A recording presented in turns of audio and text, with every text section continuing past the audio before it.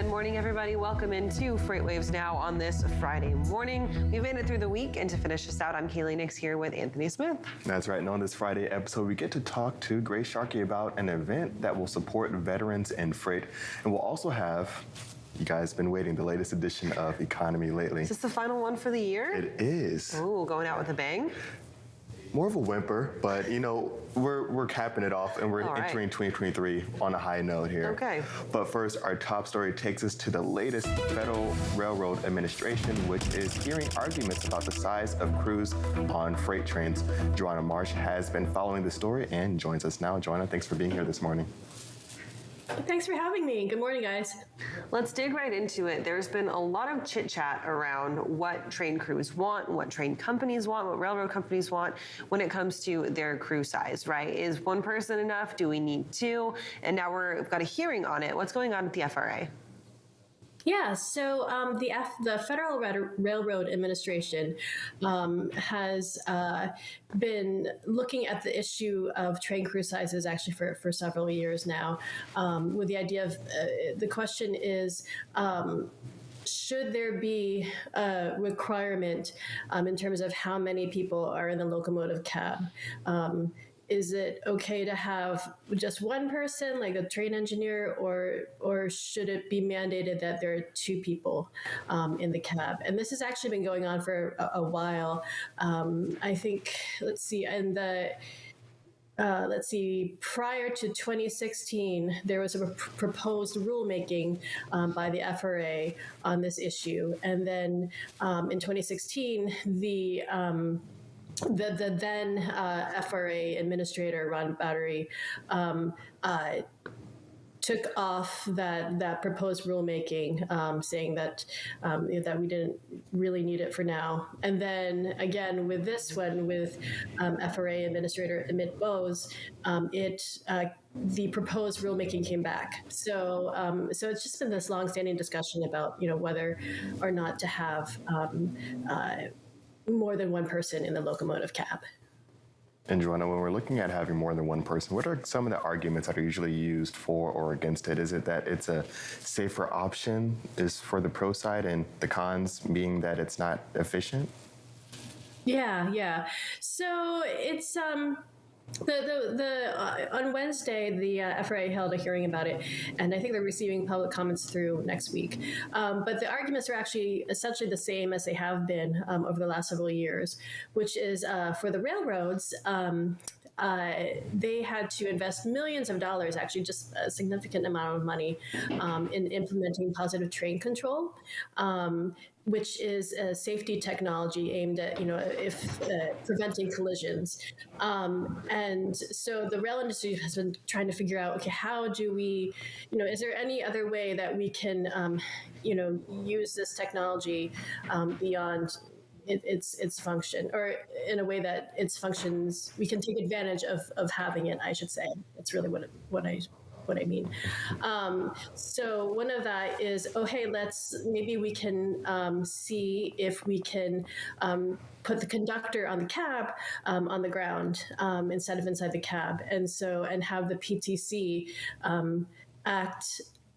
perform some of the functions that conductor already does on the cab. Now, for the unions, their argument is that there are just things when you're driving a train that a computer just can't pick up. And I think there is sort of a longstanding concern by them that, obviously for them, they don't want to lose any more jobs. And so, this is in a way, a potential threat to, there's some concern that this might be sort of a threat to existing jobs as well. And for them, unions also have like the safety concerns as well, in terms of, can it really make train operations safer? So, Joanna, with the debate over crew sizes, where does this fit with precision scheduled railroading and how that has kind of impacted the industry? And obviously, that's a big sticking point for both rail unions, for laborers, and for the railroads themselves. Does PSR play into crew sizes, or are those two separate issues? Yeah. So the unions argue that there's a connection between train crew sizes and PSR, in the sense that for them, precision scheduled railroading was a way for the railroads to cut costs and increase shareholder value without having those financial benefits passed on to shippers or to labor, for that matter. And so for them, it was actually, they mentioned several times during yesterday's hearing of how the effort to drive towards one-person crews was because of PSR in a way. And so they kind of, their argument has been that PSR is just another way of cutting operational costs and bringing the conductor, removing him or her from the cab. And then I think for the railroads, their big concern, obviously, service has been a major issue for them this year, especially, and they're very keen to get service fully restored, and not even just fully restored, but even beyond that. And so I think there's still a view, although maybe not as advertised, that how can we use the PSR principles that we've already applied to our operations and improve rail service. And Joanna, as we look at the situation, is there any type of blowback that could happen if terms aren't agreed on from the crew side? Could we see a potential strike here? Is this almost like negotiations extended 1.5 until the next round here? Is there any kind of sense of that, or is this much more, laxed here? Yeah, I mean, that's a good question. I mean, I think, obviously the issue of technology and how the railroads will implement technology into operations isn't going away anytime soon. I don't know, how much negotiations will happen at the local level. Of course, the national negotiations are actually will be starting up fairly soon. They're starting up in January 2024. So even though we just finished this last bargaining round, there's going to be a new one starting up in how's it, like a year, a little over a year from now. And so I don't know. I'm not saying that that's going to be part of the negotiations, but I think that is sort of in the back of everyone's mind.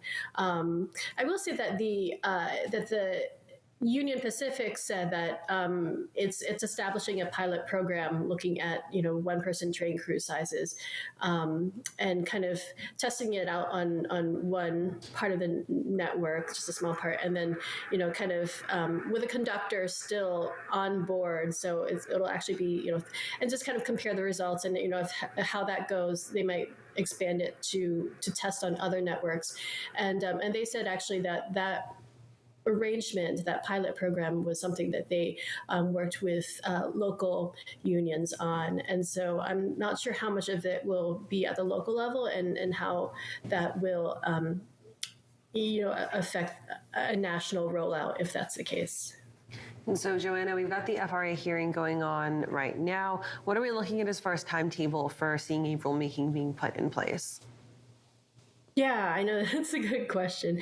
I know they do have public comments through next week, and then then it'll be a few months probably until there's another action taken, and whether or not that's in a decision or whether or not that's further study, I'm not really sure yet. They did mention in the hearing yesterday, which I didn't put in the article, the question of whether there needs to be more testing done. The railroads kind of arguing, well, why did you introduce this proposed rulemaking when there has been no testing done on one-person crews since 2016? And the unions actually kind of flipped it on the other side, like, well, how come you haven't done any testing on the benefits of two-person crews versus one-person crews?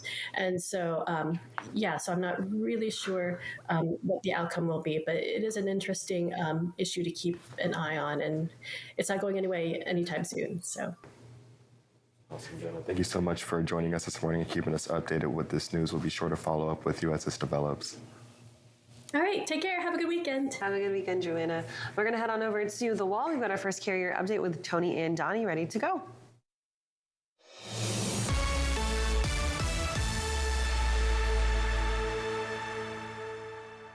Welcome into this carrier update. I'm Tony Mulvey, joined by Donnie Gilbert. Donnie, going to start looking at the ocean. Maybe not all doom and gloom in certain areas. I'm going to start asking you the questions. Go for it. Yes. What we're looking at here, Tony? So it's our inbound ocean TEU volume index. So it's the volumes of TEUs leaving ports all around the world headed for, in this case, Los Angeles, right? Correct. We have it. We can look at it, break it down by all the ports, the whole U.S. But we've seen an uptick, so it means things are headed to the ports in Southern California. So we got a peak here right about today of last month. So November 15, 16, 17 is this big peak. What is this big peak? When we saw this back in November, what was this telling us? There's stuff on the way. There's stuff on the Yeah, we've got. How far out? It kind of ranges. I mean, we're talking 20 to 35-ish days. So it's not all going to arrive in one day. Exactly. So there's this slow build-up, or they arrive over a period of time, and then they have to obviously clear customs, and so it's. You look at customs data, it's a little more volatile just based on how they report and things like that. But it gives you an idea of, hey, there is increased demand going into an area like Southern California. I've always used about 25 to 45 days. Yep. Now, if we go to the next chart here, customs, LAX. So we see over the past few weeks, we see just a slight increase. Yep. It's not a big, huge boom and that's kind of what we're seeing. Yep. It's not all arriving in one day. It's arriving over probably a 2 to 3 week period, and you'll see a slight increase in customs because it's not all clearing in one day. Yep. They've got TEUs and a lot of things up there that they don't finish up in the afternoon. They go home. They're not on the same type of work program that we are, and so they work their way through and they get it cleared. So what's going on in Southern California? Let's go to the next chart here right quick. We're not seeing a big boom in volumes. We're actually seeing a decrease in volumes, but there doesn't mean that the ports aren't having an increase in volume. They're seeing a slight maybe increase because of the wave that came across from things that were loaded last month. Yep. Is it enough to overcome all this extra capacity and start pushing and shoving spot rates up? Probably not.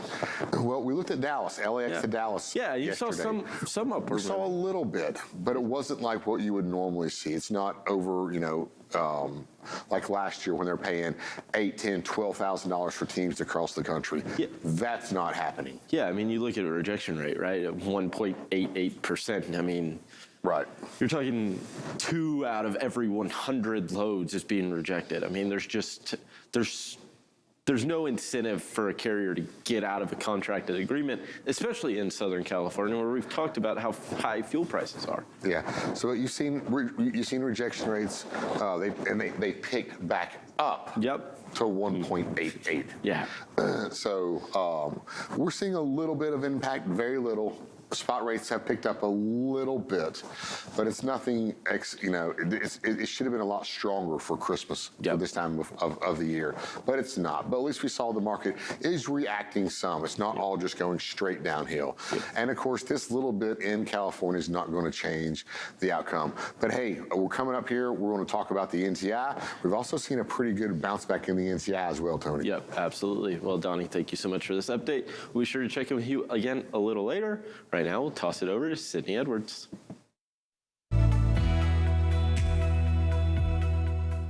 With a first look at our headlines for the day, I'm Sydney Edwards.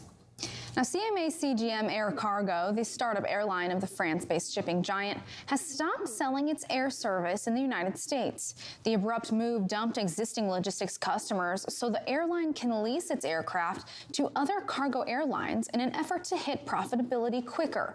CMA CGM officials said they are no longer selling space to freight forwarders on its jets operating to Chicago and Atlanta from Europe, but did not give a reason for the sudden change. A review of fleet data on aircraft tracking site Flight Radar 24 showed that several wide-body freighters registered to CMA CGM are currently flying for DHL Express and Qatar Airways cargo. An Indiana trucking company is saying its office manager of over 20 years stole more than $600,000 from its companies over a 5-year period. Tony Walter and her husband Donald Walter were arrested last week following a 5-month investigation by the Indiana State Police. The probable cause affidavit states that Tony was a longtime employee of Kugel Trucking and worked for the owner as both office manager and accountant. She's charged with corrupt business influence, 2 counts of money laundering, and 5 counts of theft, all level 5 felonies, as well as level 6 felony counts of theft and counterfeiting. And Amazon is struggling to hit some of its 2-day delivery targets and has turned over about 1 million parcels per day to UPS and the Postal Service in order to meet its delivery commitments. ShipMatrix said that Amazon has shifted more middle-mile shipments to the UPS 2-day delivery service and more last-mile shipments to the Postal Service final-mile service, Parcel Select. Most of the problems are happening upstream in the Amazon middle-mile network, and the lengths of haul vary. Amazon's last-mile delivery contractors are doing well, however, and are not the problem for service.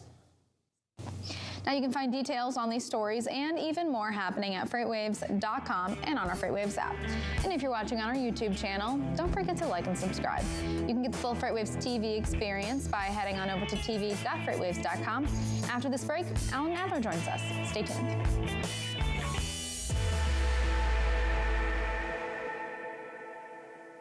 The 2023 Freight Tech 25 list is filled with meaningful innovators from across the industry who are helping shape what the future of supply chain will look like. Check out the full list of these companies and all the latest Freight Tech news at FreightWaves.com. Hold on a second, Tony. See that? No scrapes, no scuffs, no damage. Thank you. Because we make sure each pallet is touched as few times as possible and that is handled with care, no matter where it's going. That's the precision you get from a nationwide LTL freight company with over 35 years of industry-leading experience, an entire team that's driven to deliver on time and damage-free. XPO, your freight, first. What are you doing up there, Bert? The RXO folks want us to demo their technology. That's smart. Yeah, not really. My beak doesn't work so well on this tablet. Well, they're paying us now, so. I know, here goes. Our customers' freight is seamlessly moved anywhere in North America using RXO's digital platform to access over 1.5 million trucks. That sounded good. I think I broke my beak. Massive capacity, cutting-edge technology. RXO.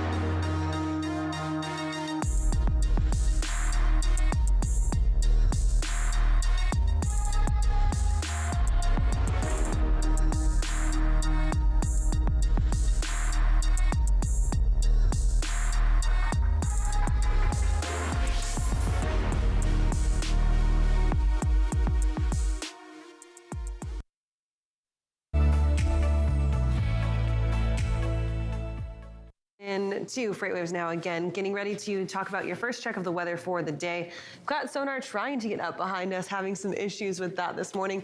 But basically, we are still continuing to talk about what's going on across the country as far as it goes with the winter storm. So we know that we had some pretty significant impacts from that storm this week across the middle parts of the Great Plains. And with that, still continuing to see impacts all the way from the Great Lakes westward into the Dakotas. And we do still have blizzard warnings in place across the North Dakota, South Dakota, out into eastern Montana and northern parts of Nebraska, as we have still some pretty intense snow squalls happening, especially along those major interstates.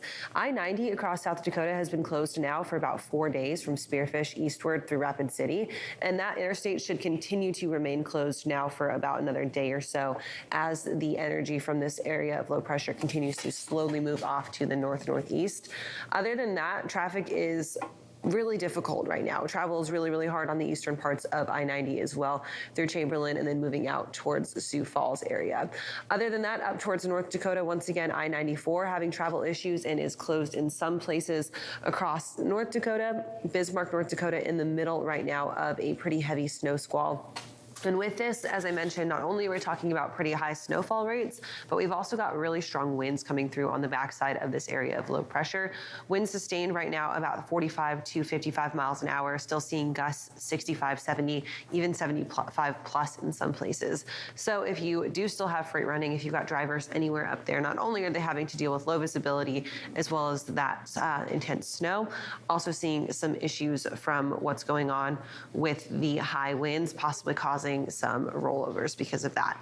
We'll talk a little bit more about the impacts that this winter storm is going to have across the northeastern parts of the country coming up later on in the show. Right now, we'll hand it back over to Isaiah Buchanan.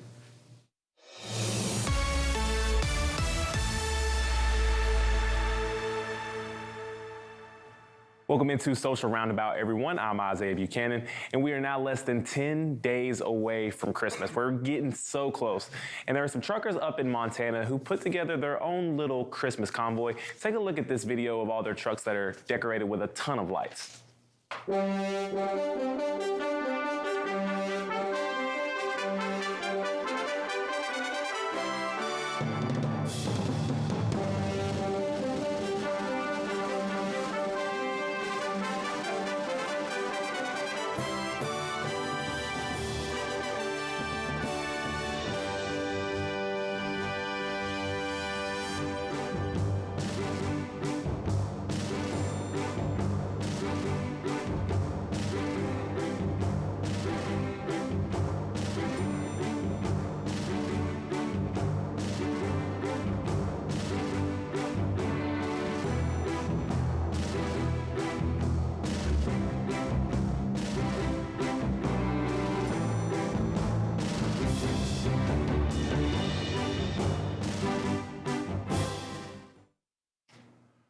You can see there were just dozens of trucks that had lights all over them. I think that's really cool. Hopefully they got to drive through some neighborhoods and show off those trucks to some kids in Montana. Now, speaking of TikTok, there is the Senate has passed a bill, or they passed a bill on Wednesday evening to ban TikTok, but it's only for people who are in office, people who are in the government. They don't want anybody who is in the government using TikTok because they're worried that that user data will get back to China. China has a really big influence on TikTok's parent company, which is ByteDance. So they're trying to limit any person who is holding office from being able to use TikTok, just to make sure that that data is not getting back to China, and that's something that they could use as info war on us here in the US. That's all I have for this edition of Social Roundabout, but right now I'm going to toss it back over to Kaylee and Anthony they have an interview with our next live guest. Anthony, I think you'd be a good government employee because you're never on social media. Yeah, exactly right. Can't influence me or track me if I don't use it. And I'm okay if TikTok just goes away. Don't have to worry about it if you don't use it. And Exactly. Not only would you be a good government employee, you might be a good juror in Trevor Milton's trial, because there is some drama going on that just dropped. Alan Adler is with us. We're going to talk about truck tech, but Alan, I want to get to this first, right? It's like the perfect segue. If you're not using social media, then you can't get in trouble for it. But you can if you lie about it. What's going on with Trevor Milton? Yes, we have. Good morning, guys. I think we've got one of these supreme ironies here, right? I mean, Trevor Milton was convicted in October in part for lying on social media. It's no surprise that he wants a new trial, that he would appeal his conviction. And basically what he's saying, one of his claims for a new trial, is that a juror who said she did not use social media actually did use social media and really, went on rants against the super rich. Once upon a time, Trevor was one of those people. He's not so much anymore. But the whole idea being, that, wait a minute, didn't you get convicted of abusing social media and now you want a new trial because, okay, so you get the idea. We'll have more of this later this morning. We'll write this up once we get a look at the actual filing. But yeah, I mean, this is not a surprise that he wants a new trial. What's surprising is the reason that he wants a new trial. Supreme irony is the best way to put it, and it just doesn't stop. I mean, we talk about how Trevor's consistently been in the spotlight, and it feels like it's just another step, right? Well, he is one of those guys who definitely gets our attention, and we've written a lot about it, and I don't think we're going to stop anytime soon. I'm sure that Nikola would prefer, to get past this. I think they are past it largely, but they've got their own set of problems now. Just in terms of being short of cash, they announced yesterday that they're going to work with Plug Power, for example, on getting hydrogen in exchange for. It's not a barter. I asked that question, but they're going to provide trucks to Plug Power, which is a hydrogen producer and reformer, and it's a kind of an interesting idea if it comes to pass. But I think right now we've got to keep an eye on Nikola in terms of the cash situation. It's getting pretty short over there. And getting into really what this week's Truck Tech Edition is about, talking about Autonomous Patients Edition, what are we really seeing right now in terms of some of the top stories in the article? Are we seeing that there's going to be a lot more, hey, here are expectations for when we are going to be fully autonomous, or really more alongside the roadmap to get there? Well, Anthony, I think this is a bit nuanced today, truthfully. But when I talked to the folks from Uber Freight and from Volvo Autonomous Solutions this week, my big thing was, well, when are you going to do this? You're announcing that you're going to work together, that you're going to have digital loading, on Volvo-controlled autonomous trucks. That's great. When are you going to do it? When are you going to do it? It's a little bit like your commercial for inflation, Anthony. I think I was mimicking you. The point is that as I'm listening to these guys talk about it, it's, wait a minute, they really are guiding patients. They're saying, look, we'll be ready when we're ready. When everything is in place to do this, we'll do it. And then it got me thinking, wait a minute, didn't we see this a couple other places? For example, before Navistar divorced TuSimple, they had already delayed their purpose-built autonomous truck for a year, out to 2025. Now that truck may never come to pass, and Navistar says they'll tell us soon what their plans are. But TuSimple, of course, would presumably be out looking for another partner right now to get a truck. But then just today, in the safety report that comes out later today from Aurora, which Aurora is the partner for Volvo in terms of building autonomous trucking, or their Aurora driver system into the trucks, Chris Urmson says, you know what, we're not going to have our truck out until it's ready and until our safety case is made completely. This is a big departure in a way, because when Aurora went public in 2021, they threw out the end of 2023 for commercialization of autonomous trucking. Clearly, they're not going to make that because they already delayed it by a year. Once TuSimple jumped out to 25, then everybody else felt safe to delay as well. But the point is, this isn't a bad thing. This is probably a very good thing, because they're making sure that everything that is involved in autonomous trucking, not just the truck, is ready before they do it. So obviously, it almost kind of feels like they took a breath of fresh air knowing that TuSimple was in the lead with their partnerships with Navistar and with the way that they were really getting on the road. And maybe some of that drama in the TuSimple boardroom is now allowing a little bit of space for the rest of the autonomous players to have that patience. When you're talking about now steps to stay competitive, I know, Alan, that you've mentioned that you felt like almost like this is TuSimple taking a step back and letting the other companies start to play catch up with them. Is that what we're seeing as well now, is them taking advantage of this opportunity to maybe make some more strides and get closer in the race? You know what? I think there's nothing wrong, nothing happened to TuSimple's technology. I think arguably they are still a leader in the technology space. As you mentioned, the boardroom drama and some of the self-inflicted wounds, as I refer to it, they're definitely a setback. I mean, the stock closed at $1.60 yesterday, which is an all-time low. There's more drama, maybe not drama, but there's a lot of fixing that needs to happen over there for TuSimple to regain the confidence of stakeholders. I have have a segment in the newsletter today that talks about the downgrades by analysts, including Bank of America, which dropped their target price to $1 a share. That's really a gut punch, right? I mean, that's really tough, because if you fall under $1, and we've seen that with some of these startups, the clock starts ticking on you being able to remain listed. I don't think that's an issue for Too Simple, but I do think that this is, as I think the headline was, something to the effect of, their long cold winter. This is going to take some time for Too Simple to come back. They did bring in their first independent director this week, a fellow named James Liu, who is the chairman of Grindr and has a long background, ran Amazon Marketing Services back in the last decade. But this is a long course, I think, for Too Simple to get fixed and to get back to being able to do what it needs to do. Can others catch up? I think what you're seeing is you've got kind of I can't help it, kind of a horse race mentality, who's in lead and that kind of thing. I don't think that's quite as important, even though it's easy to write, as it is to look and see what's really happening. And this message today that people are slowing down a little bit and making sure that everything is right, that's really what has to happen. And I think that's what the main essay in the newsletter is trying to say today. And Alan, I think, that's a great point, really, around that horse race, analogy. I can only imagine that really looking to be out in front is only really expensive and very pricey for you. And I'm sure there's a lot of advantages in being maybe second or third place. You can get to learn from everyone's mistakes and really kind of capitalize on lessons learned from the front runner as you continue to develop.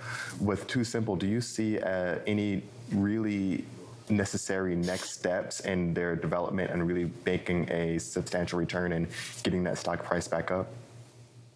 Well, I think the stock price is an issue, but I don't think it's as big an issue for them. I wrote this last week in a commentary that essentially they have $1 billion on their balance sheet, and that will cover a multitude of sins, right? I mean, you can continue to operate and run your business plan and that sort of thing. Now, there is the question of what happens to the 8,000 reservations that they had for that Navistar truck. I think that's a big setback in terms of commercialization. They can go buy trucks from anybody, and they have obviously been buying them from Navistar and upfitting them and that kind of thing. But so I think it's going to be interesting to see how this plays out. I think obviously coming out of a corporate PR background myself, I know that everybody wants to know what you're going to do tomorrow. And, a lot of times you don't know exactly what tomorrow looks like. I would not on a long-term basis probably bet against Too Simple. I think they do have significant technology. I was talking to Karen Jones yesterday from Ryder System, who, just spent some time and talking with Chung Liu, the CEO at Too Simple. And she said, their technology is really sound. Clearly they've had some setbacks, but she said, don't bet against them. And Ryder has partnerships with four autonomous trucking companies. They invest in Gatik, which is a fifth, and then ultimately they're on the advisory board for Torque Robotics, which is owned by Daimler. So they're very up on what's going on, and Karen will be a part of a story next week that we'll do a year in review on autonomous, because goodness knows there's been a lot of news this year. Mm-hmm. Absolutely. Well, we'll be looking forward to seeing that year in review. Alan, thanks for joining us this morning. Great to have you. And folks can expect Truck Tech in their inboxes at 11 a.m. That's correct. Very good. And guys, can I also pitch the TV show? We'll be starting TV in January. January 4th, we'll have John O'Leary, the CEO of Daimler, as our leadoff guest. We'll follow that with the next week with Rebecca, the head of ATRI, Rebecca Brewster. There it is. Thank you. So anyway, thanks, guys. Awesome. Well, Alan, thanks so much for that. We'll look forward to it. Right now, we're going to take a short break, but we'll be right back with more FreightWaves Now.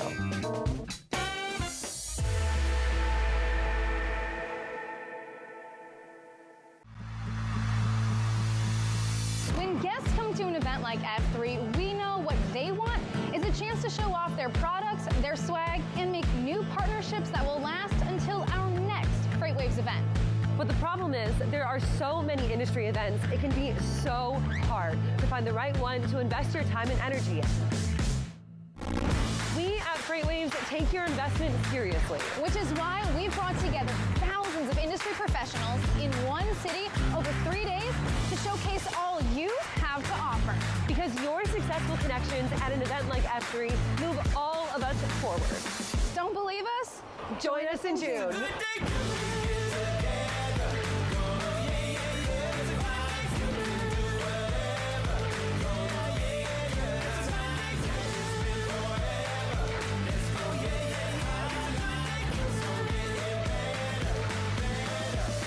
It's a good day coming.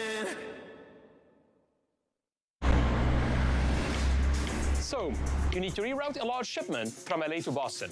With XPO, you can make it happen with one call to right here. An XPO team with local connections that will help find a solution. We've spent over 35 years perfecting LTL freight operations to make it easy for our customers to do business with us. Why? Because we're driven to be the best. XPO, your freight first. What does this have to do with freight? Well, I'm glad you asked. People are wondering what's going to happen with inflation. Is there going to be hyperinflation? When is hyperinflation going to be here? When is there going to be inflation? What's going to happen with inflation? Inflation, inflation, inflation.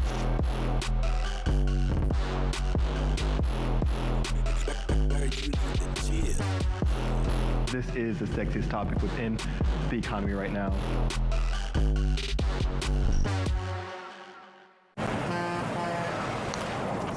Can RXO get truckloads of grass to Pittsburgh every month? Who do you know in Pittsburgh? Lots of cousins. Always complaining about the grass here. The grass is bad in Pittsburgh. Right? It's bitter, like a cruciferous vegetable. Well, with RXO, you can access over 1.5 million trucks, any mode of transportation, even flatbeds. Just log in. There's a log right there. You know what cruciferous means, but not log in? I'm a complicated creature. Massive capacity, cutting edge technology. RXO.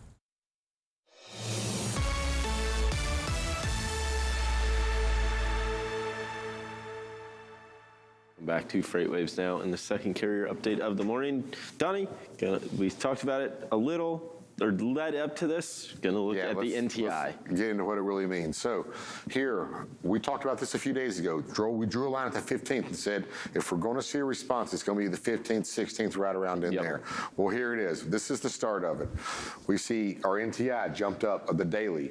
266. Now the 7-day rolling average is still going down. It flattened out when this jumped up. You'll see it start to pick back up just a little bit. But we're rolling into that time period where this is it. So today's Friday. It isn't right now. You need to start pushing your rates up today. Get out there, you guys, and say, hey, we're starting to see some responses. Start turning around, start pushing your rates back up right now. Keep up with pressure. You got a little bit of momentum. It's only a day so far, but if you start getting that momentum rolling, those rejection rates will go up a little bit higher than what we called for. I'm calling that they're not going to break 7%. I'd like to see me be wrong. I'd like to see them hit 10% and me be way wrong. But it's starting, and we got about just a few weeks of this, and then it's over. So tighten up, push those rates up, get out to your guys and say, hey, especially if a broker's calling you or it's picking up in 4 hours, get those rates up. Yeah, for sure. And I think you see, this is a reaction you've expected to see. We saw it around Thanksgiving, right? That upward move in the daily led to an upward move in that 7-day average. So, I mean, we're what, a week away from the first holiday day, right? So let's do the next chart here. See if it's our rejection rates here. Next chart here. So we got diesel fuel here. We'll burn through the diesel fuel here right quick. Still going down, but we have our wholesale prices still pushing back up. Yeah, and that's a pretty aggressive move on the wholesale side. I mean, it was a sub $3 just a day or two ago, and now we're back up to $3.20. On the next chart here, we'll see that our spread is still at 168, so we're still healthy.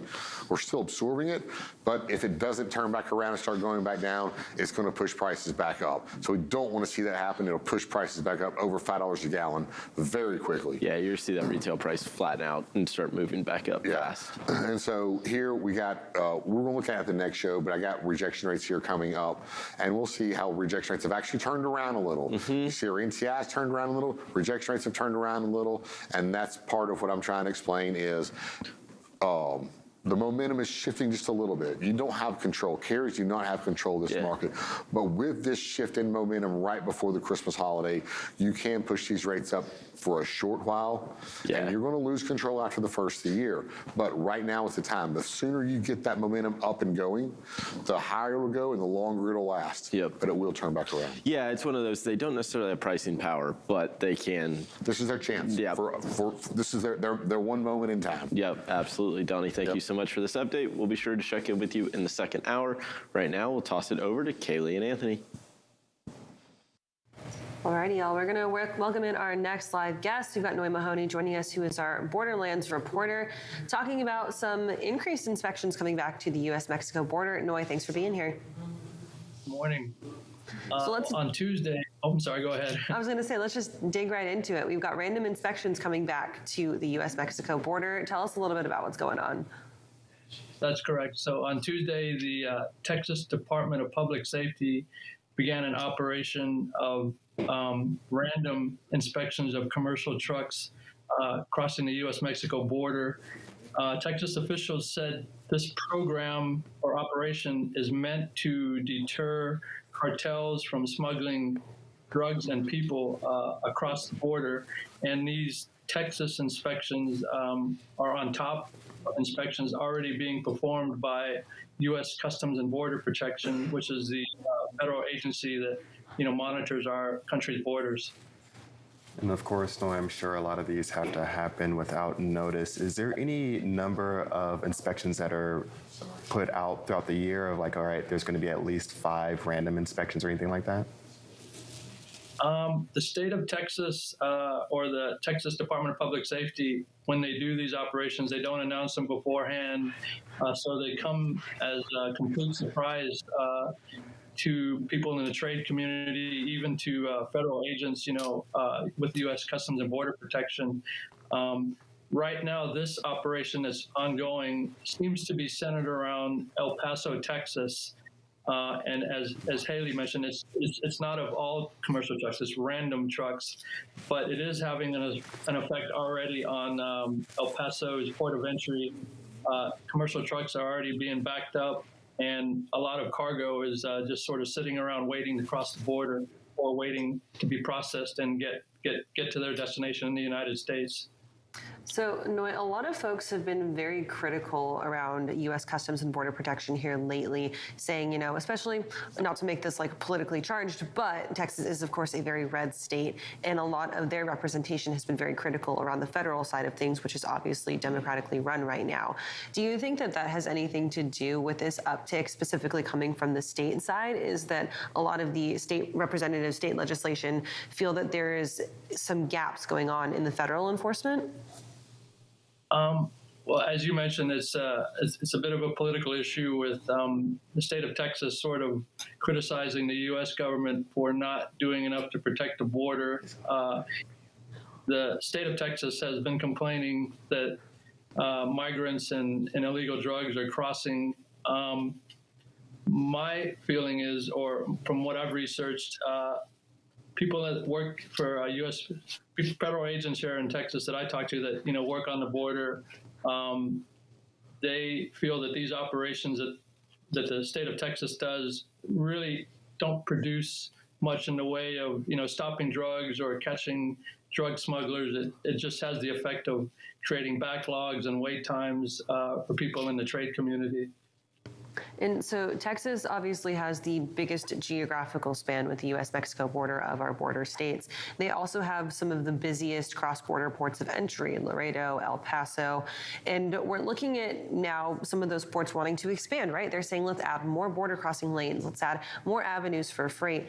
But is it almost counterintuitive to say, okay, we're going to add actual infrastructure expansion, but make it harder from a crossing and inspection perspective to get in? Are those two kind of counterintuitive to each other? The expansions projects are coming from places like Laredo and El Paso and McAllen, Texas. All of these communities want to expand their international bridges because international trade is good for these communities such as Laredo and El Paso and McAllen, Rio Grande Valley, and Far, Texas. But So when you see a lot of these programs from the state of Texas, it catches a lot of people off guard, and there seems to not be coordination between, local, state, and federal officials on the best way to proceed to make trade more efficient. These sort of enhanced inspections being implemented by the state of Texas have the opposite effect of making trade more efficient. It just creates backlog. So there has to be a way that all of these agencies and maybe political parties can find a common ground to make things better for everybody instead of creating these headaches for everybody. And really alongside that, Noi, is there any timeline for how long these inspections will last or what this phase will be? The Texas Department of Public Safety didn't reveal much about their operations, and it declined to say how long it would go on. They did a similar operation back in April of this year, and that operation lasted more than a week. And that operation was different from this one in the sense that operation, they inspected every commercial truck at every major point of entry in Texas, such as Laredo, El Paso Far. And that operation back in April, it wreaked havoc on the supply chain and was criticized from a lot of people in the trade community because the produce industry in the Rio Grande Valley said they suffered losses of over 200 million because, fruit was rotting, just waiting to get across the border. So, these operations can have a very negative effect. Is there any estimation on what delays currently look like with this going into effect, like a timeline-wise? Are you seeing trucks waiting for an extra 3 to 5 hours or an extra day or so?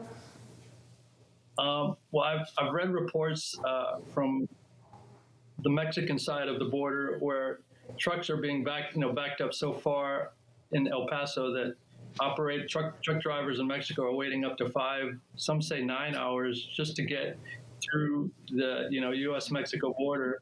So it is creating problems for truck drivers on both sides of the border.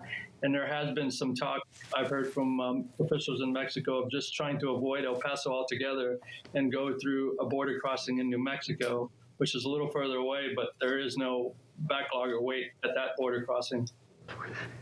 Awesome. And Noi, do you see this as any type of a headwind for the ongoing process of really nearshoring and really ramp up in Mexico right now?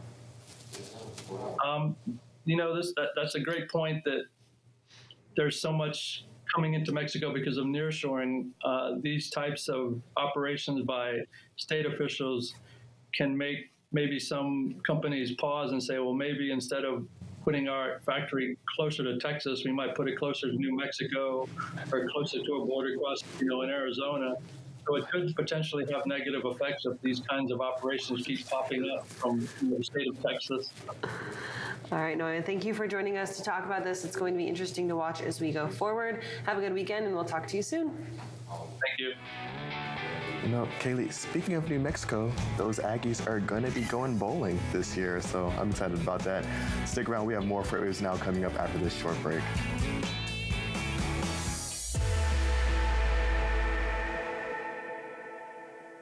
The 2023 Freight Tech 25 list is filled with meaningful innovators from across the industry who are helping shape what the future of supply chain will look like. Check out the full list of these companies and all the latest Freight Tech news at FreightWaves.com.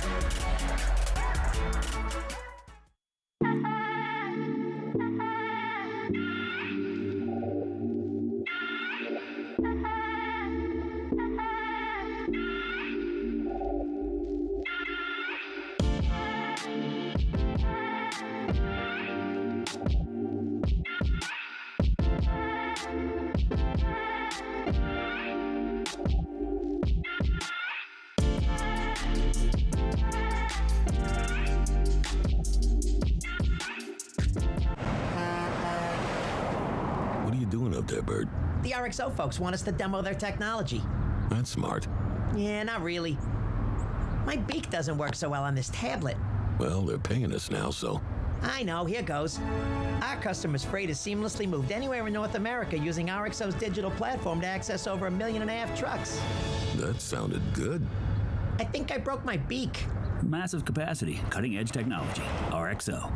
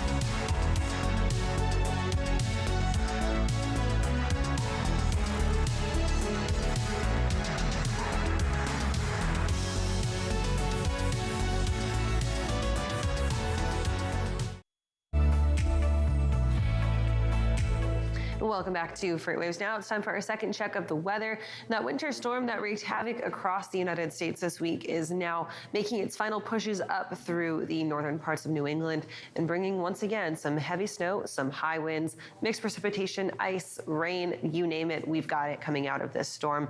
Let's check it out in Sonar Critical Events. As we're watching now a major icing event going on for the southern parts of Massachusetts into Connecticut.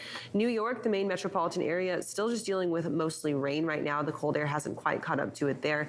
But because of the way that the storm is moving, there is a lot of onshore flow going on. So I do have coastal flood advisories in place for even the rivers of New York City. So we could be seeing high tides there moving into the river and the harbors, as well as for the folks in Long Island. Moving up towards the Connecticut area, we've also got some coastal flood advisories in place for those coastal communities there. Further inland across upstate New York, northeastern Pennsylvania, up into really all of Vermont, New Hampshire, Massachusetts, and Rhode Island in the rain still, but up towards Maine, we've got some heavy snowfall going on. Because of that, pretty large winter storm warnings in place across everywhere from upstate New York up through Vermont into New Hampshire and even into southeastern or southwestern Maine, that is. So with this, folks across these communities could expect probably an additional 3 to 4 to 5 inches of snowfall today. And then folks on the southern ends of the storm need to watch out for potential icing effects. We do still have some mixed precipitation falling as well. The warm sector well off of the coast of the Atlantic. So the I-95 corridor dealing just with that rain and those high winds. Everywhere though, up in-state New York, upstate New York, having to deal with that heavy snowfall. Some places also seeing those high winds, so potential blizzard conditions in place as well. Eventually, the storm pushes well off to the north-northeast by the time that this evening into tomorrow morning rolls around, but behind that, much colder air sinks into the United States.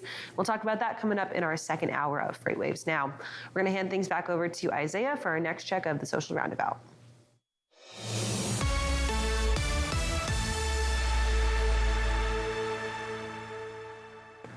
Welcome into Social Roundabout, everyone. I'm Isaiah Buchanan, and we're now less than 10 days away from Christmas.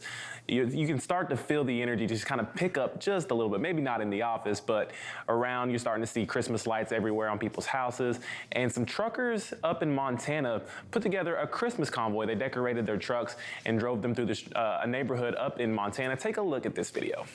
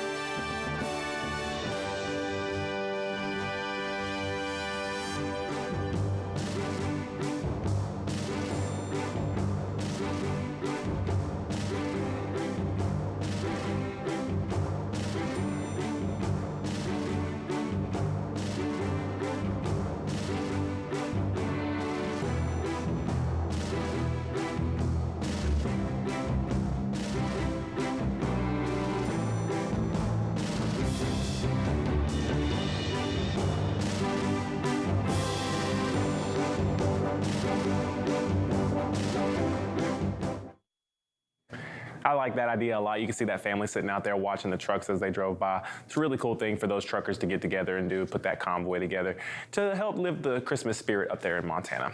Now, also, speaking of TikTok, the government has passed, or the Senate passed a act on Wednesday evening that would prevent government employees from being able to use TikTok on government devices. This is because they're really worried about some of that user data being able to go back to China. China has a really big influence on TikTok's parent company, which is ByteDance. So they're trying to prevent that data from being taken by China and them using it against us. We're also starting to see this trickle down from the federal level to the state level. I know my home state of Georgia, Brian Kemp has already done a similar act in Georgia. I believe Alabama and Utah have also done similar acts as well. So we're starting to see that a lot of government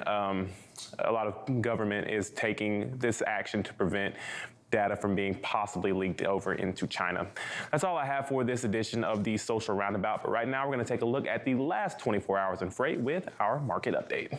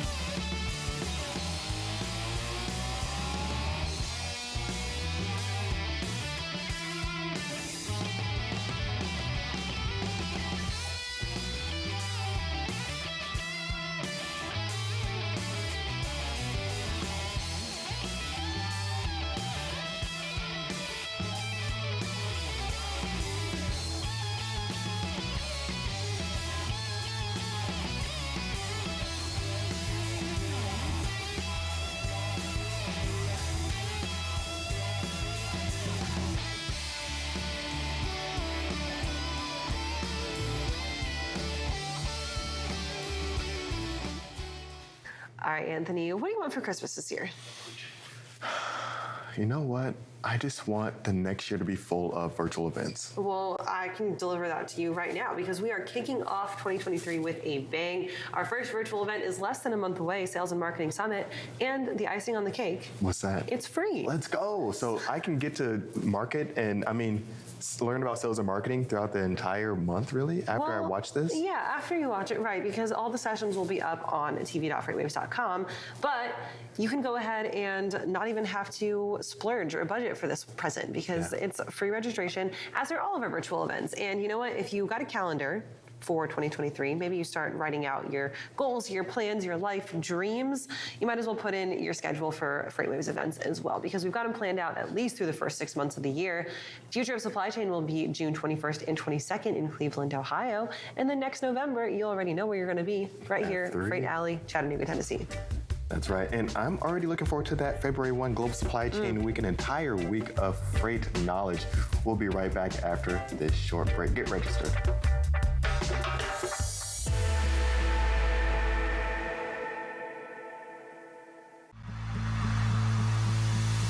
When guests come to an event like F3, we know what they want is a chance to show off their products, their swag, and make new partnerships that will last until our next FreightWaves event.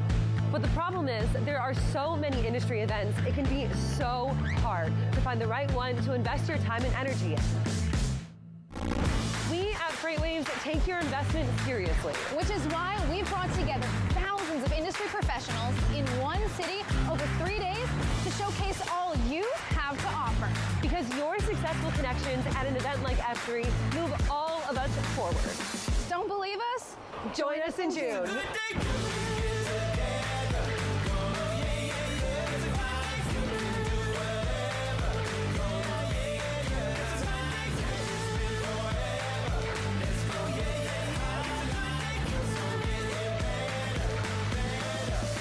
It's a good day coming. When you have thousands of trucks delivering billions of pounds of freight, you need the right equipment, the right technology, and the right team. At XPO, we provide tuition-free training at 130 XPO driver schools across the country, and the tools drivers need to be at the top of their game, providing rewarding careers for our team members and top-notch service for our customers, while continuing to deliver LTL freight on time and damage-free. XPO, your freight first. Can RXO get truckloads of grass to Pittsburgh every month? Who do you know in Pittsburgh? Lots of cousins. Always complaining about the grass here. The grass is bad in Pittsburgh. Right? It's bitter, like a cruciferous vegetable. Well, with RXO, you can access over 1.5 million trucks, any mode of transportation, even flatbeds. Just log in. There's a log right there. You know what cruciferous means, but not log in? I'm a complicated creature. Massive capacity, cutting edge technology. RXO.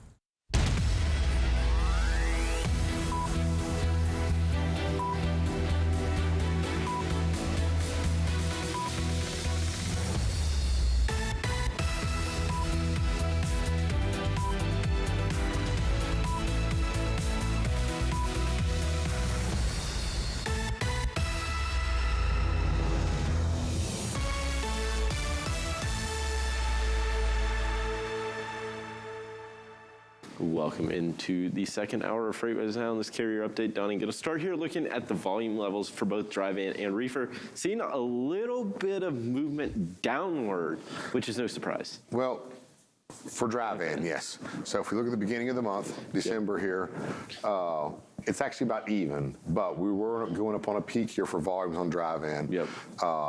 Moved down, down, down. So yes, we were about even with the beginning of the month when it comes to dry van. We're close to where we were right before Thanksgiving. So, I mean, that's... And expect this to continue to trickle down just a little bit as we finish out the month. Now, reefer, we're just up just a tad. Yep. Here we're just above the 14, between 14, well, probably around the 14.25, and it's moving up here, and we're just above the 14.50 mark. So we've seen a little bit of an increase here, and I expect this to pick up just a little bit, probably next week, and then be done with reefer volumes for quite a while too. Yeah, I mean, I just look at it compared to the pre-Thanksgiving, right? And that's where it's down a little, but it's not a ton, right? Reefer side is more flat than anything. Yeah, so pretty much we've been, let's call it holding steady. Yeah. We'll meet in the middle. Next chart here, we've got our rejection rates where I'm trying to get to. So over the past couple of days here, we've seen the blue line dry vans. I know we're only at 3.79, but you see spot rates are headed up. You got rejection rates pushing up. We got both of them going in the right direction. This is where I argue saying, guys, right now is the time. Start putting upward pressure on your shippers, on your brokers. Start pushing your rates up. Yep. If you miss this opportunity, it's going to be worse in the fourth quarter because as you start this decline, the decline, I feel, is going to be the same. So if you start at a lower point, then it's just going to get lower. So get this up as high as you can. Get your prices up as high as you can for spot rates. Push those pressures up, and then hold it as long as you can. And then we'll start into the deterioration of the first quarter. Yeah, I mean, this is where, right, your spot exposure now, maybe you can push rates up, but in the first quarter, they're probably going to go down.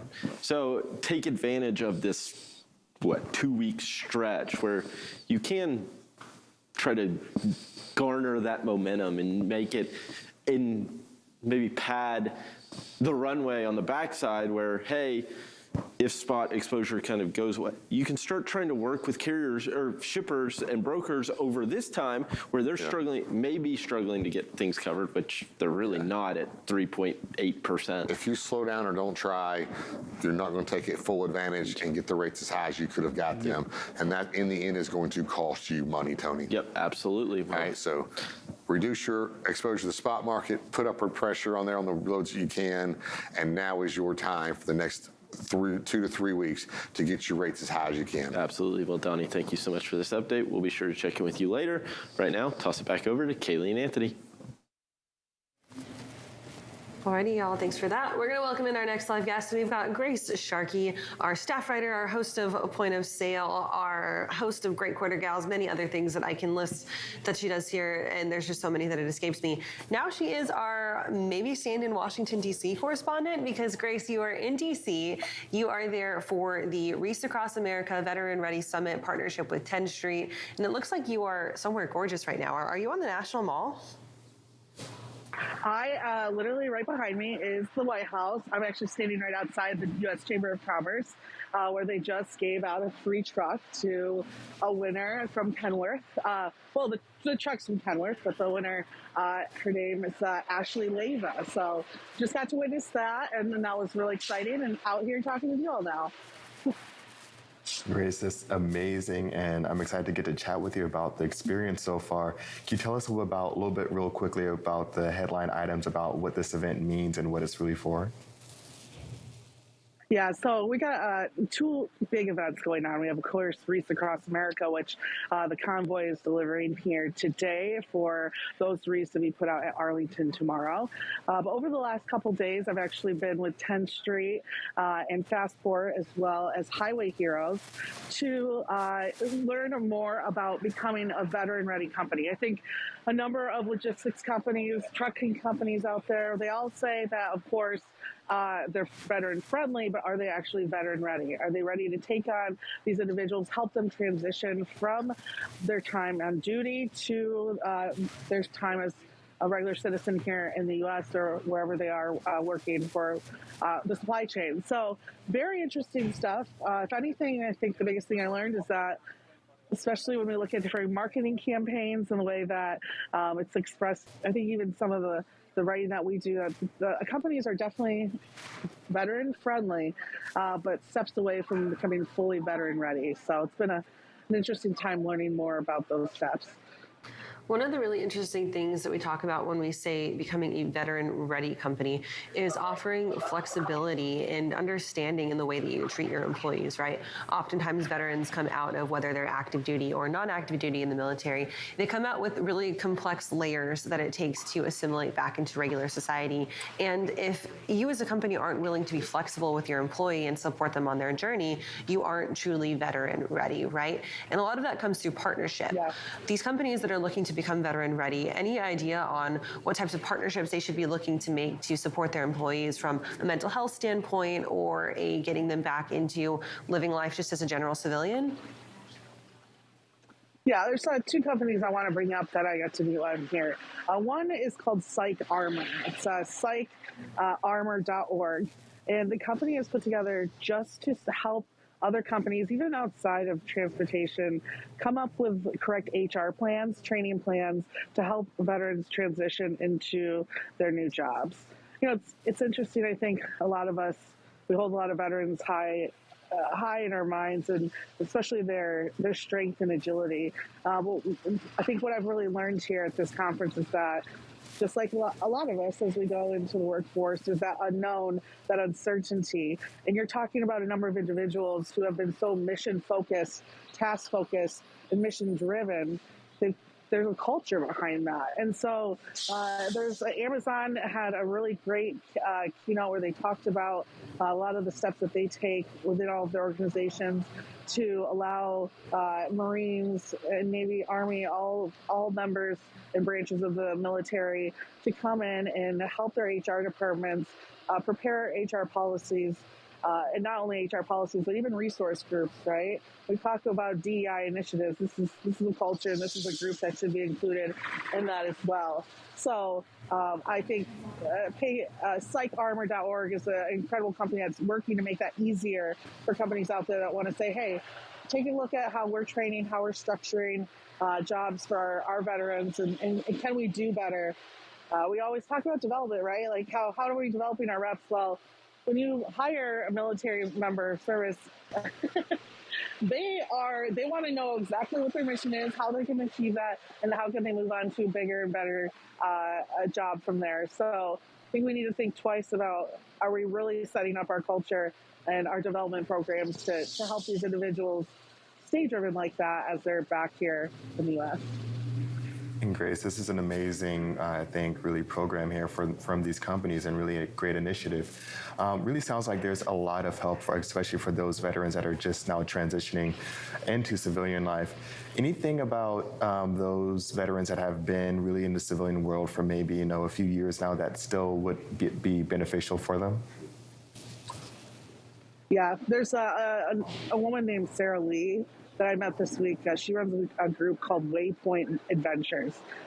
She had a very moving story. I'll try to keep myself together here, about her time in the military. She joined when she was 17, was very active in her time on duty. And when she came out of it, it took her a time to process some of the unfortunate events she did go through during her times of service. Nothing that she regrets, but different cases of abuse and sexual abuse that she had to overcome. And so she created this group called Waypoint after literally biking across America. And what she does is she takes out military members, veterans, out to the woods, go camping, high-level course camping, a lot of the training that they do. And it gives them time to really vent and speak about some of the hardships that they might not feel comfortable speaking with their spouses or even family members and their own therapists, right? There's that bond that they all get. They get to wear dog tags of their friends and family that they might have lost while they're out on those trips too. And it's things like that, the groups like that, where if you have veterans within your four walls, look them up, Waypoint Adventures, and see if that's something that you would want to send them to or something they'd be interested in. Those are the kind of perks I think that we're looking for here when we're talking about servicing these veterans here in our own business.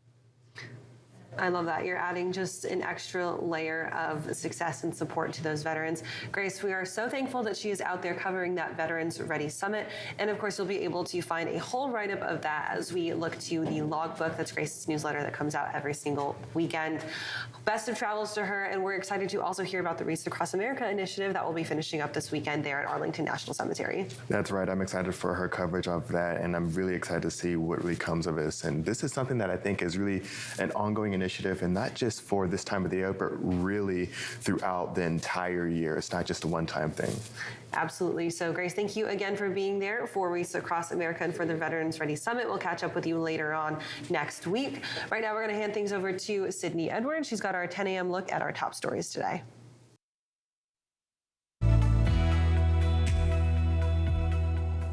With a full look at our headlines for the day, I'm Sydney Edwards. Now, an Indiana trucking company is saying its office manager of over 20 years stole more than $600,000 from his companies over the 5-year period. Toni Walter and her husband, Donald Walter, were arrested last week following a 5-month investigation by the Indiana State Police. The probable cause affidavit states that Toni was a longtime employee of Kugel Trucking and worked for the owner as both office manager and accountant. She is charged with corrupt business influence, 2 counts of money laundering, and 5 counts of theft, all level 5 felonies, as well as level 6 felony counts of theft and counterfeiting. And Amazon is struggling to hit some of its 2-day delivery targets and has turned over about 1 million parcels per day to UPS and the Postal Service in order to meet its delivery commitments. ShipMatrix said that Amazon has shifted more middle-mile shipments to the UPS 2-day delivery service and more last-mile shipments to the Postal Service final-mile service, Parcel Select. Now, most of the problems are happening upstream in the Amazon middle-mile network, and the lengths of haul vary. Amazon's last-mile delivery contractors are doing well, however, and are not the problem for service. A newly proposed legislation in Congress would make it tougher for foreign vessels and their crews to work in the United States offshore energy sector. The bill, called Close Agency Loopholes to the Jones Act, was introduced by a Democrat out of California. It attempts to terminate 50 years of letter rulings issued by U.S. Customs and Border Protection that effectively function as short-term Jones Act waivers for foreign ship owners. The congressman argues that CBP has not properly used its authority to issue such rulings and has been lax in penalizing carriers that take advantage of them. And United Road, a major car hauler, is looking at a weak market for new vehicle production, as well as used car sales, prompting ratings agency S&P Global to change its outlook for the parent company. S&P affirmed its negative rating of the company, and that affirmation does not affect the company's debt rating of CCC+. Now, this rating is informally defined as junk credit and is just one step above being default. The S&P report said with expected further delays in the U.S. domestic light vehicle market, performance by the company will still be weak. Now you can find details on these stories and even more happening at FreightWaves.com and on our FreightWaves app. And if you're watching on our YouTube channel, whether it's live or on demand, make sure you give us a like and subscribe to stay updated. Now for the full FreightWaves TV experience, you can head on over to tv.freightwaves.com. I'll hand this one over now to Kaylee Nix with a check of our weather. All right, Cindy, thank you for those updates. Moving in to talk about the cold, high temperatures sinking in across the United States as we move into your weekend, following that major winter storm that impacted pretty much all of us here during the week. Right now, we're going to be looking at these high temperatures getting steadily colder as we move into your Saturday and your Sunday. And long-term forecasts have it staying cold all the way through next week into your Christmas holiday as well. So let's check it out in Sonar Critical Events. It's pretty easy to see right now where that temperature delineation is. We have actually two cold fronts that we're watching. So that first cold front draped across the eastern seaboard right now, moving through Appalachia. This was kind of that upper level cold front that trailed or that led the winter storm that is really driving a lot of that convection, the rain, and the heavier precipitation out of that winter storm. Behind that, the surface level low is still spinning up off of the upper peninsula of Michigan right now. And behind the surface level is where the coldest air is starting to work in. So that surface level cold front really kind of draped across from the northeastern corner of New Mexico through the upper plains and into the Great Lakes right now. And that's where the coldest air is going to be allowed to filter down into your weekend. So behind that surface level front, we're going to be watching temperatures dip down well into the zeros, possibly some negative areas for the Dakotas down into the northern parts of Nebraska. And the wind chills with that going to dip down again into those negative teens, possibly some negative 20s in some places there in those highest elevations. That cold air will eventually slowly sink down to the south-southeast, dipping our highs here across the southeastern parts of the states down into the upper 40s by the time that the weekend is all said and done.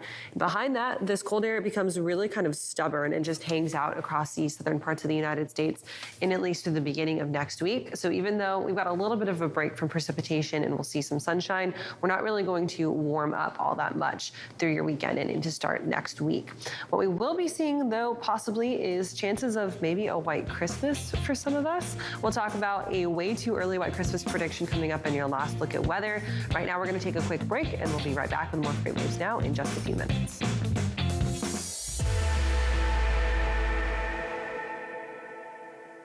The 2023 Freight Tech 25 list is filled with meaningful innovators from across the industry who are helping shape what the future of supply chain will look like. Check out the full list of these companies and all the latest Freight Tech news at FreightWaves.com.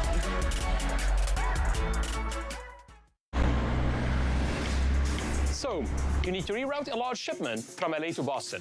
With XPO, you can make it happen with one call to right here. An XPO team with local connections that will help find a solution. We've spent over 35 years perfecting LTL freight operations to make it easy for our customers to do business with us. Why? Because we're driven to be the best. XPO, your freight first.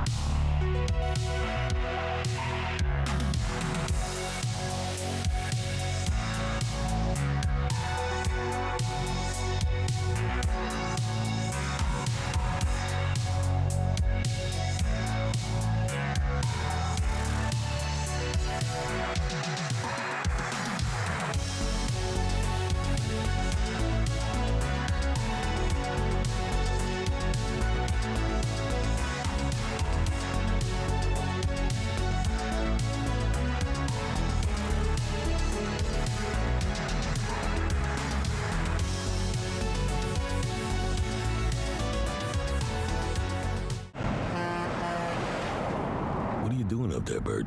The RXO folks want us to demo their technology. That's smart. Yeah, not really. My beak doesn't work so well on this tablet. Well, they're paying us now, so. I know, here goes. Our customers' freight is seamlessly moved anywhere in North America using RXO's digital platform to access over 1.5 million trucks. That sounded good. I think I broke my beak. Massive capacity, cutting edge technology. RXO. All right, Anthony, it is the final Econ Lately of the year, and you're going out with a bang? I'm going out with a bang. I feel like the overall consumer is going out with a whimper. I mean, there's just so many concerns really with the consumer side of things, but we'll get into it. So I've got to ask you, do you have a favorite Econ Lately that you've produced this year? I think the one where South really went all in on some of the graphics with the dinosaurs us in this. Yeah, he works magic. My favorite was Social Justice, Anthony. I did like that. Also, I like the one where Sydney tried to take over the show. Yes. For a recap of those, head on over to tv.freightwaves.com. But for now, enjoy the final Economy Lately of 2022.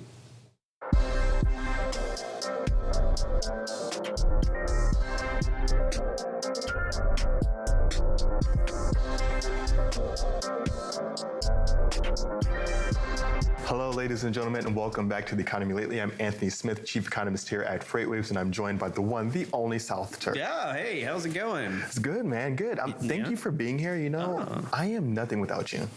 I'm nothing without you either. Yeah, like this show doesn't happen without you. Well, yeah, you hired me, so. Well, I tried to do the show without you. They refused. Like who did? Isaiah, Frazier said absolutely no way. Tanner said there is no way he's going to work. You're the only one that will work with me.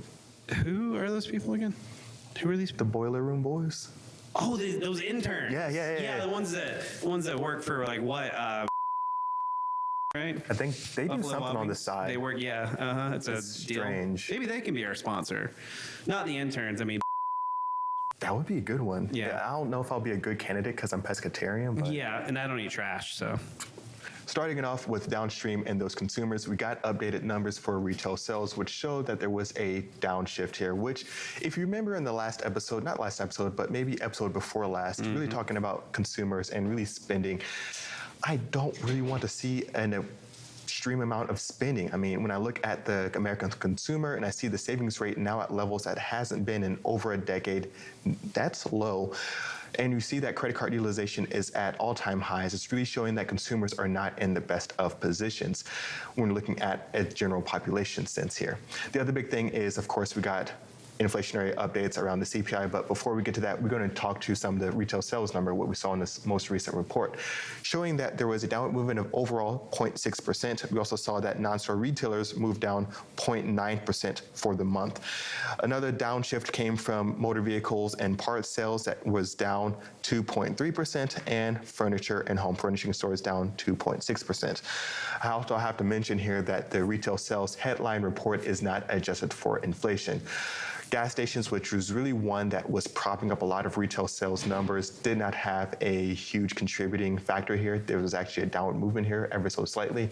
But really, when we're looking at retail sales here, we saw a downward movement in the month of November. Consumers really need to save their money. All right, I got a question here. You talk about all this like home goods and furniture, like the sales of that and all that. But you know, a lot of that comes from the Amish. If Tennessee in the South has taught me anything, there's these small groups of Amish and other Amish type people that make furniture. And I mean, we can't track that. So really, I mean, things could be going good and you just don't know because you're not getting those Amish numbers. The Amish are moving on the black market? Yes, I think so. That's what I'm saying. We need to track that stuff. Yeah, exactly. So we need to put some feelers out on that. And number two, all this worrying about credit card spending. Once again, you can just, throw your credit card in the river and be done with it. I mean, everyone knows that. I don't understand what's the big to do about all this. Yeah, you could also just change your name, change your identity. Exactly. Great. Yeah, I mean, we both have changed our names. in the past 6 months, like 18 times each, you know? Do you also have to put a disclaimer around here that this is not the views of FreightWaves or not actual financial advice? The views expressed now are those of Anthony and South and do not reflect the official policy or position of FreightWaves Now, Kaylee Nix, Sydney Edwards, Donnie Gilbert, Bill Presley, and the tall, funny-looking, lanky one. Please do not abandon your credit accounts, and please do not throw anything else in the river. Fraser. That's a big thing here. I mean, we have look at the state of the consumer. They're not doing the best here, and we probably should start watching a lot more of that credit card fraud, because as conditions get worse, that could be actually a thing that really starts to pop up more and more and more. And this is where I would enter a sponsor of, hey, protect your identity here, if you guys were to sponsor us. But just for kicks and giggles, that's where we would place that at. Theoretically. Yeah. The other big thing that we have to talk about, of course, is the CPI, the Consumer Price Index, and we did see that there was an increase, but not as big of an increase as many were expecting. A lot of folks are taking this as good news, as saying, hey, we won the war on inflation, it's starting to come down, it's slowing, this is good news, yada, yada, yada. But the big thing is that core inflation is still very much a thing, and inflation overall is still very much a thing. We heard talks, of course, from Jay Powell, my boy Jerome, looking at what is really going on in the overall macroeconomy. Expectations is that interest rates are still going to start going up going into 2023. Really, the big thing that he's looking at right now is the employment market and seeing that it's really overinflated. And this is one that's going to really kind of put us in a tricky position, because really what the Fed is going to be looking at is going to be really tamping down on inflation. But really, they have one big tool, and that's really messing with inflation rates by messing with the interest rates. And really, that tool has to be ramped up in order to have another tool to ramp down as we get into 2023. But the bad thing is if inflation is still a thing, that the tool that he has to use is almost inflationary building, because if he lowers interest rates and inflation still isn't down, that can make inflation just go up. And so he's trying to do everything that he can to bring it down, so when it's time to go back up, it's not too high anymore. Okay, I kind of blacked out during that. You mentioned the war on inflation. Is that kind of like the war on terrorism and the war on Christmas that we'll be like fighting it the rest of our lives? You know what? Whenever there's a war on something, like war on terrorism, war on drugs, whatever, war on inflation, a lot of times it actually produces more of that thing that there was a war on. So, we definitely lost probably both of those. So I think when we look at the war on whatever it is, like the Inflationary Bill Act, I think a lot of it is going to build out more inflation, which is kind of strange. So we should give up on the war of inflation, is what you're saying? Yeah, or maybe not just name it that. And the Inflationary Reduction Act is probably just an inflationary increasing act in a sense. But the other big thing is that we have to look at, of course, we're looking at what's going on with inflation is something that a lot of people aren't talking about, South. A lot of people don't want you to know about. And that's going to be the strength of the U.S. dollar. No one's talking about it. The U.S. dollar has been pretty strong throughout 2022. And a weakening in the U.S. dollar could really start to add some strange things into the imports. And so imports starting to come down. You know, that's going to do some things to the GDP number that comes out next week. But really, if the strength of the U.S. dollar starts to come down, we start to see now it's going to start to be a little bit more pricey to import goods. And now if we start importing more goods at a higher price, that could be inflationary building as well. So needless to say, we're not out of the woods yet for inflation. And thank you everyone for tuning in for this episode of Economy Lately. This is going to be our last episode for 2022, but don't worry, we have plenty more coming up in 2023. We're coming back better than ever. South. You got any New Year's resolutions? New Year's resolutions? No, let's see. Let them out of the basement. No. Nope, not off the top of my head. What about you? I mean, why mess with perfection? We're good here, man. Oh, you're right. We are pretty perfect. We're doing great. No, your New Year's resolution needs to be making a better economy lately, because this show. Was that Zach you were always talking about? I don't know who that was. Who was that? I've never seen that man before in my life.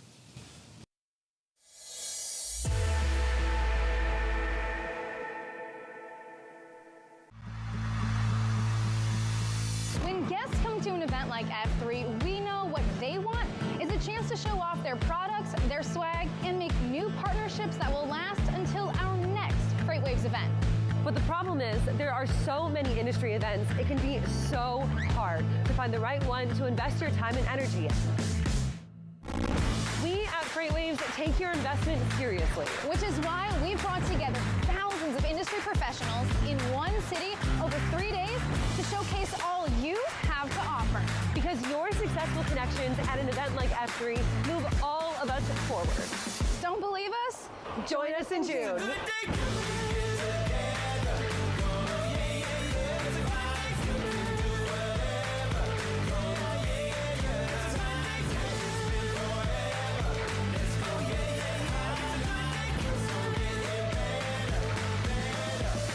It's a good day coming.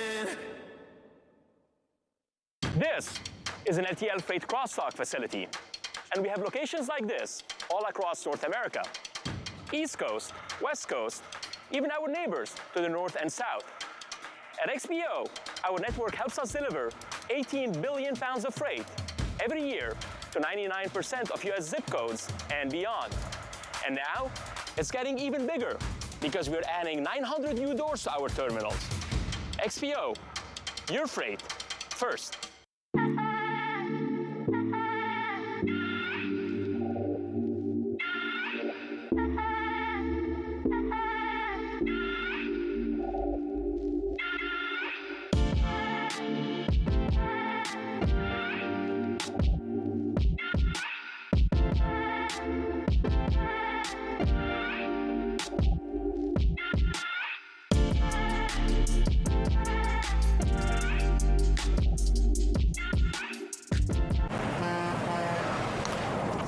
Canard so good truckloads of grass to Pittsburgh every month? Who do you know in Pittsburgh? Lots of cousins. Always complaining about the grass there. The grass is bad in Pittsburgh. Right? It's bitter, like a cruciferous vegetable. Well, with RXO, you can access over 1.5 million trucks, any mode of transportation, even flatbeds. Just log in. There's a log right there. You know what cruciferous means, but not log in? I'm a complicated creature. Massive capacity, cutting edge technology. RXO.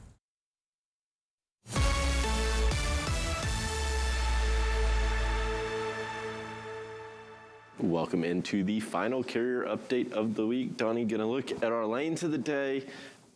Gonna look at some of the larger freight markets, starting here, Dallas to Atlanta. Yeah, we looked at LAX to Dallas, saw it kind of moving up. And let's kind of continue on headed eastwards with all this freight.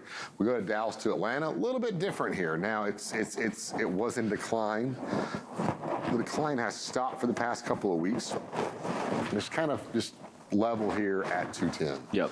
Well below the NTID at 266. Yeah. But we are headed kind of it's the right direction from the West Coast. Yep. But this is just kind of a pretty slow lane. Why the Dallas market is actually pretty weak right now for dry van. Yeah. So you better think about this one. This is going to be a tough lane.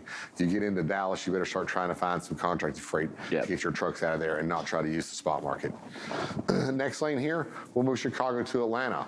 Well, we kind of tested Chicago a little bit a few weeks ago, but still, rates in Chicago, and you see this on a lot of different lanes, they're picking up right now. These are over $3 a mile compared to our NTI. So I'm going to freeze this, and I'm going to kind of stay on Chicago going forward because this might want to be an area that you accept more freight going to the Chicago market, and then you spot out of Chicago or compare. But you might want to try to move your trucks towards this direction. So Chicago to Atlanta, 308 increasing.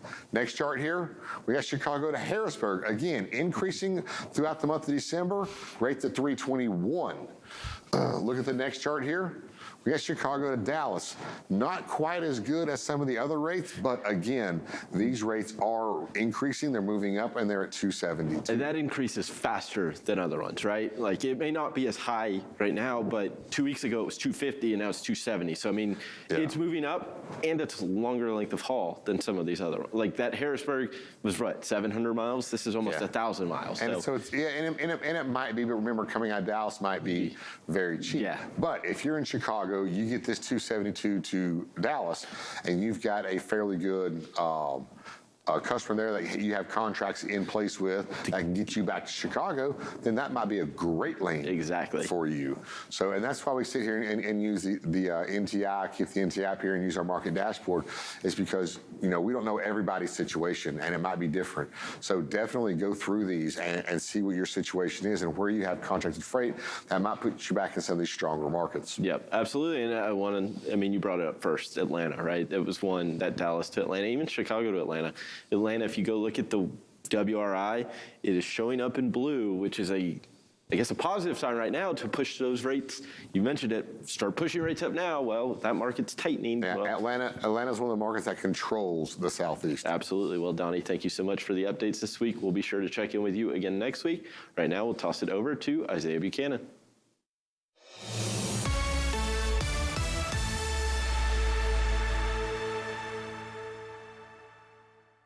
Welcome into Social Roundabout, everyone. I'm Isaiah Buchanan.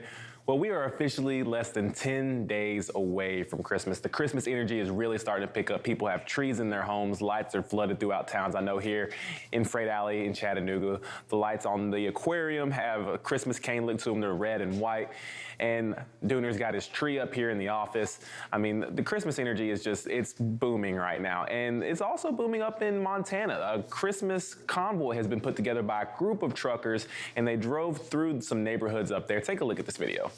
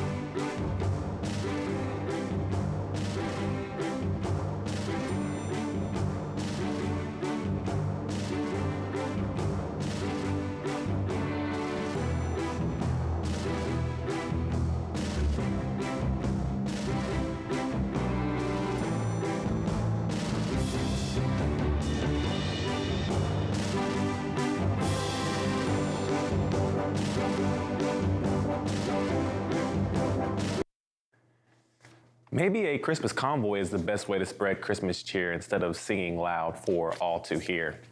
That's all I have for this edition of the Social Roundabout. Right now, I'm going to toss things over to Bill Priestley. He has our roundtable.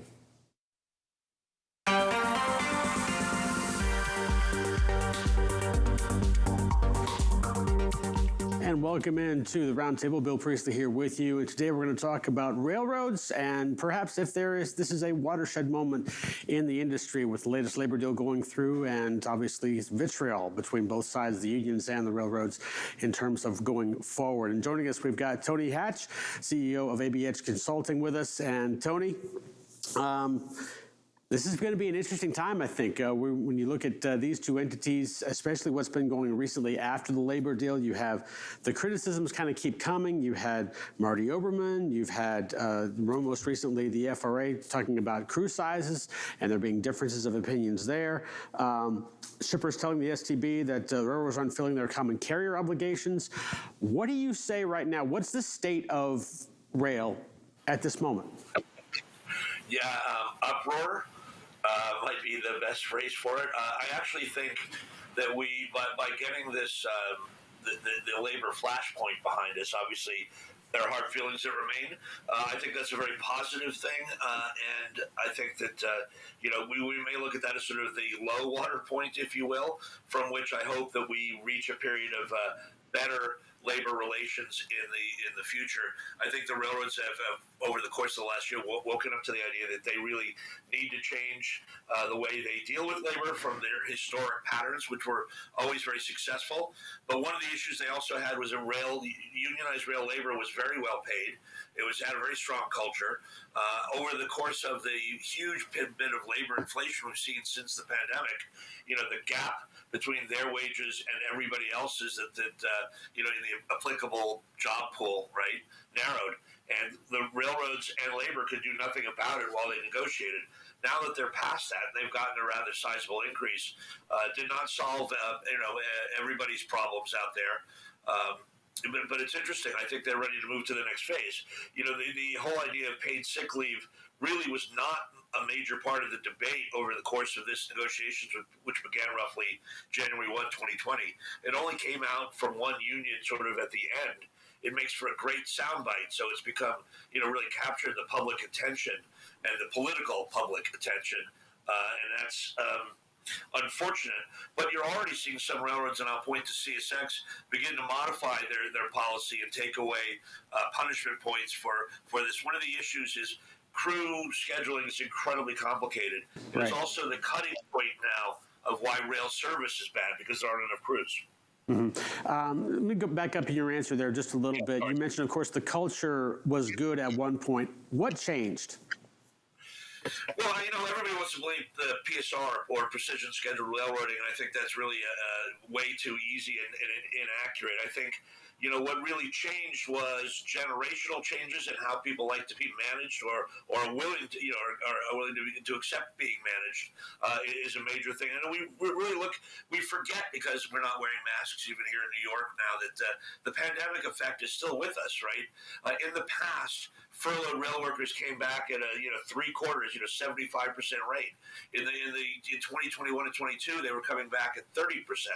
You know, I think part of that is that wage gap. Why not work in a warehouse for, you know, significantly less pay, but a regular schedule? You know, the quality of life issue has become a bigger issue than merely the total dollars earned. Now, the more dollars you earn, the more that tilts the quality of life issue. So I think they've got to address that. And I think in the future they will address that. And they'll try to be not as punitive, the management of railroads, not as punitive in trying to organize scheduling. You know, there was the whole point system. And if you didn't show you had points against you, rail labor gets 26 days off right now. The Presidential Emergency Board that was appointed by the White House and was run by 2-1 Democrats argued against increased paid sick leave in their report that essentially became the basis of the contract that the Congress imposed. So, you know, the idea that this is outrageous and whatnot, it's a negotiable point that for the most part unions did not choose to negotiate, and now they're sort of going through extra negotiation means, right? To go directly over the heads of negotiations. The railroads would like to negotiate for that. And anyway, I think that they're already being heard. CSX and at least one other railroad have already changed some of their policies to make them less punitive. Again, scheduling is really complicated, and scheduling also is the heart of the service problem that you also alluded to, Bill, when you talked about the trade associations representing shippers complaining to Marty Oberman. Gotcha. Yeah. Moving kind of forward from this, how does what happened, especially with the labor deal, how does what happened kind of influence the future? Obviously, you mentioned a low water point, and the negotiation, or at least the tension between the two groups, was probably at its worst. No doubt, as you mentioned, I think in one of our FreightWaves articles about social media and how both sides tended to use that to their advantage in those negotiations, playing out very publicly. But how does all of that play moving forward? We're only 12 and a half months away from 2024. Good, true, but you know the way this has always worked. You know, the key thing to remember is this was a regular event. You know, the contracts run in perpetuity, but the terms expire, right? And because it takes a long time, this was, you know, the pandemic added a year perhaps to the negotiations here. This wasn't, you know, a more contentious time. I mean, it was ultimately because I think the labor side saw advantages in asking for more. You know, essentially they won this contract round. Maybe they didn't sweep the table, but they got such a good deal that the railroads had to true up or take charges of up to $100 million at Union Pacific to catch up from what they expected to be paying and what they ended up paying, right? So that difference shows you that the management was surprised by that. So, well, how does this affect the future? You know, we'll go into negotiations, you know, at the beginning there, they'll be very slow. Nobody will talk about them for 18 months. So they'll kind of fall off out of the news cycle. And then it'll, you know, the Railway Labor Act rules will start to kick in again. And then it'll go well past the due date. It always does, which is why it always includes back pay. One of the things that's interesting, though, is on the one hand, we're seeing railroads adjust to this anger, which came at the very end of the session about sick leave. So they're trying to make it less punitive. On the other hand, you're seeing several railroads begin to experiment and talk to some of their unions about putting a conductor on the ground, for example. In 2020, we had hoped, we being the financial observers of the industry, that railroads would get to use technology more, and that would be one of the outcomes in the negotiations for this round. They did not get that. The PEV said sick leave is probably inappropriate because it'll be used at will. And they also said that things like one-man crews and other things like that are best left to individual railroad to union negotiations. And now that this period has passed and they've signed the national in the U.S., the railroads are looking individually at dealing with sick leave issues and individually with bringing technology in and putting a conductor on the ground and out of the cab, which would be a significant savings, as well as probably increased productivity and potentially even a better quality of life for that conductor who gets a regular schedule. We'll see. That's what they're going to begin negotiating, and we know that'll start. So that whole process of individual negotiations has begun. You pointed out, however, that the FRA, whose job it is to monitor safety, is willing to stick its neck in here, and I think go beyond its means and sort of be a regulatory backstop for labor, which is not really its job. And it's unfortunate because the DOT that runs the FRA is perfectly willing to subsidize efforts to improve autonomy in the trucking side, as no doubt you all know, right? Yeah. But on the other hand, they're trying to reduce autonomy even in inspections, right? Right now, there's an automatic car inspection portal they run in Canada. You can run a train through at speed, 60 miles an hour, and it'll look at all the cars through portal cameras, and it'll be able to see if there are defects in the wheels and whatnot to a better degree than the human eye does while walking along that train for an hour and a half. Now think about the capacity gains by running this in a regularly scheduled revenue train. The FRA says that's terrific. You can do that in addition to walking the train with the human eye. So the FRA is going to be, in the minds of the financial community, replacing the STB in all likelihood as the chief inhibitor of rail progress in the future. That's the next battleground. From the labor side, let me cut you off right there. Just a couple of quick questions here at the end.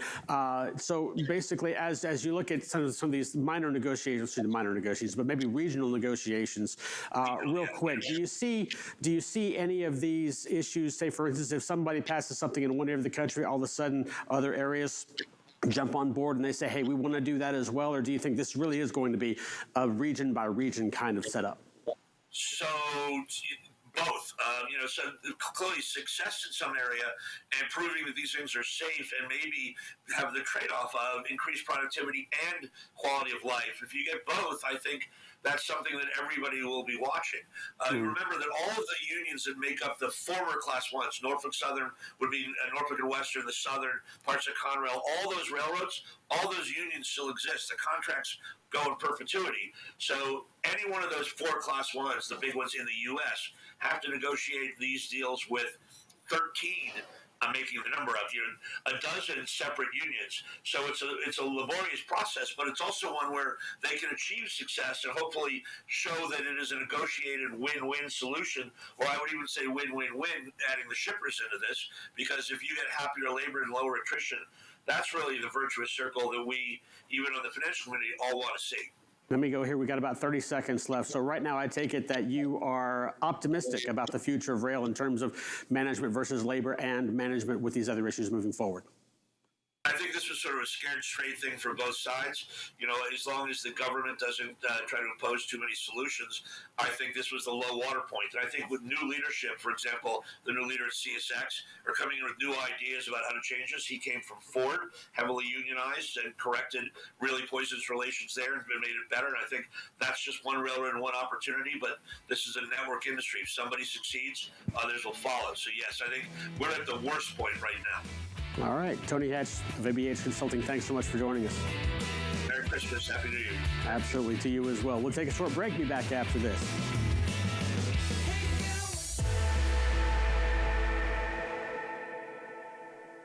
The 2023 Freight Tech 25 list is filled with meaningful innovators from across the industry who are helping shape what the future of supply chain will look like.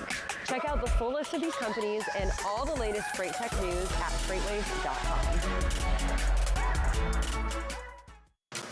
Hold on a second, Tony. See that? No scrapes, no scuffs, no damage. Thank you. Because we make sure each pallet is touched as few times as possible and that it's handled with care, no matter where it's going. That's the precision you get from a nationwide LTL freight company with over 35 years of industry-leading experience, an entire team that's driven to deliver on time and damage-free. XPO, your freight, first. What are you doing up there, Bert? The RXO folks want us to demo their technology. That's smart. Yeah, not really. My beak doesn't work so well on this tablet. Well, they're paying us now, so. I know, here goes. Our customers' freight is seamlessly moved anywhere in North America using RXO's digital platform to access over 1.5 million trucks. That sounded good. I think I broke my beak. Massive capacity, cutting edge technology. RXO.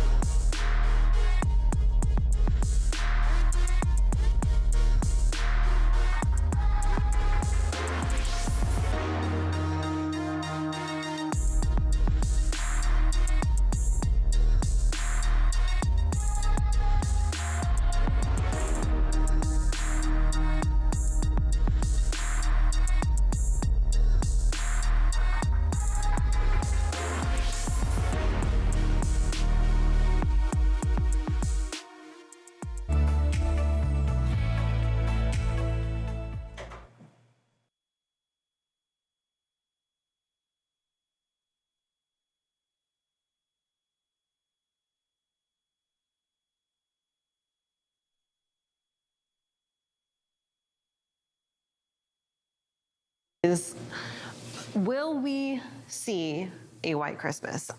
You know, for us here in the Southeast, chances are probably not. For folks across the northern parts of the country, we're looking at a potentially white Christmas. Some of them already have snow on the ground and it will stay that way. So what we've got up here is our 6 to 10 day snowfall map up on the forecast right now. And this is gonna be total snowfall accumulation through the next 6 to 10 days. And because it is a long range forecast, not super accurate, but it's fun to talk about, right? For our way too early white Christmas predictions. Basically, if you live in the typical areas you would expect to see a white Christmas, your answer is yes. For folks below the Ohio River Valley, chances are probably not. It is looking likely, though, that we maybe see a little bit of snowfall accumulation in the southern Appalachians, possibly for those highest elevations across middle Tennessee. Maybe we can be hopeful. I definitely would love a white Christmas here in Tennessee, but I'm not getting my hopes up too high. 2 years ago, though, so Christmas of 2020, we did have a little bit of snowfall across Tennessee and North Georgia. It wasn't enough to stick, but yes, there was a little bit of snow falling on Christmas night. Stay tuned with us next week, and we will talk about some more accurate predictions for if there's potentially a white Christmas. We'll also have continued conversations about the cold expected for your Christmas holiday. That'll be all next week on FreightWaves Now. Right now, we're going to hand it back over to Sydney. She's got a final check of our top stories. With a last look at our headlines for the day, I'm Sydney Edwards. Now, newly proposed legislation in Congress would make it tougher for foreign vessels and their crews to work in the United States offshore energy sector. The bill attempts to terminate 50 years of letter rulings issued by U.S. Customs and Border Protection that effectively function as short-term Jones Act waivers for foreign ship owners. The congressman argues that CBP has not properly used its authority to issue rulings and has been lax in penalizing carriers that take advantage of them. In United Road, a major car hauler is looking at a weak market for new vehicle production, as well as used car sales, prompting ratings agency S&P Global to change its outlook for the parent company. S&P affirmed its negative rating of the company, and that affirmation does not affect the company's debt rating of a CCC+. This rating is informally defined as junk credit and is just one step above being default. The S&P report said with expected further delays in the U.S. domestic light vehicle market, performance by the company will still be weak. And U.S. warehouse leasing is forecast to fall as much as 15% in 2023, according to real estate services firm CBRE. Industrial vacancy rates are already at historic lows, but they are forecast to rise slightly in 2023. Those rates currently sit between 3% and 4%, and in several top-tier markets are even lower than that. The decline in leasing activity will be accompanied by a slowing in construction and a decline in asset values and investment volume. One positive piece of news is that construction costs are expected to rise by 5.4% after 2 years of double-digit increases. Now you can find details on these stories and even more happening at FreightWaves.com and, of course, on our FreightWaves app. And if you're watching on our YouTube channel, give us a like and subscribe. You can get the full FreightWaves TV experience by heading on over to tv.freightwaves.com. I'll hand this on over now to Kaylee Nix and Anthony Smith for the rest of our show. Thank you for that, Sydney. Anthony, we were talking about White Christmas there in the last weather hit. I gotta know, you grew up in New Mexico, but you're from Boston, so you've experienced a White Christmas before. Oh, Boston, New York was definitely some White Christmases up there, but I will be in Arizona for this Christmas, So no White Christmas for you? I don't think so, not in the Valley. I don't think so. All right. What about you? You know, I mean, we had maybe like 1 or 2 living in New Mexico growing up there, but nothing that was like a substantial snowy Christmas. Hoping that we maybe get a little bit of a dusting here across Chattanooga. Forecast models are in total disagreement right now, but either way, it's gonna be cold. Yeah, I am happy that I will be out of Chattanooga for Christmas because of that colder weather, but I don't think I'll be escaping too much cold weather from Arizona, unfortunately, this time of the year. Speaking of Christmas, we've got our Christmas episode of What the Truck coming up today at noon. Junior will be here with lots of holiday messages from folks around the industry. Look at that, the What the Truck set was lit. It's bright and cheery, and you definitely want to tune in. That's right. It was one thing that Dooner does every single year without fail is amazing holiday season episodes, so I'll be tuning in for this one for sure. And we have plenty of other content coming on today as well with Running on Ice. Absolutely. Dooner definitely goes hard for the holidays, that's for sure. So make sure that you tune in to that. Following that, as Anthony mentioned, Running on Ice later on this afternoon. We've got Net Zero Carbon as well. We'll see you guys on Monday at 9. Have a great weekend.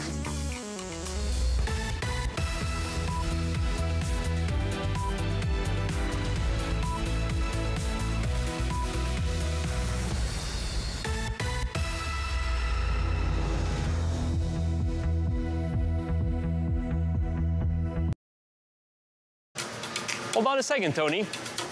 See that? No scrapes, no scuffs,